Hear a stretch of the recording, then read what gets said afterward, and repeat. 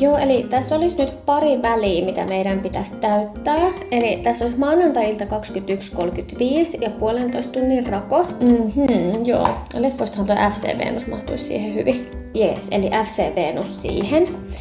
Mites sitten olisi kans keskiviikkona 1,5 tunnin rako kello 23.55. Mitäs siihen laitetaan? Joo, laita siihenkin toi FC Venus. Joo, eli FC Venus siihen.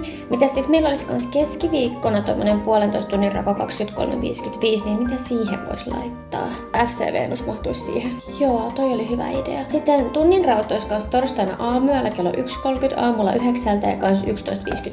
Mitä niihin laitetaan? Jees, eli huvila ja huussi niihin kaikkiin. Joo, itse asiassa huvila ja huussi mahtuisi kans hyvin FC Venuksen jälkeen perjantaina kello 21.30. Mutta eihän me laitettu FC Venusta perjantaille. Eikö? No nyt laitetaan. Siinä on kans hyvin tommonen 1,5 tunnin rako. No niin, hyvä, kato, sä oot oppia tää homma.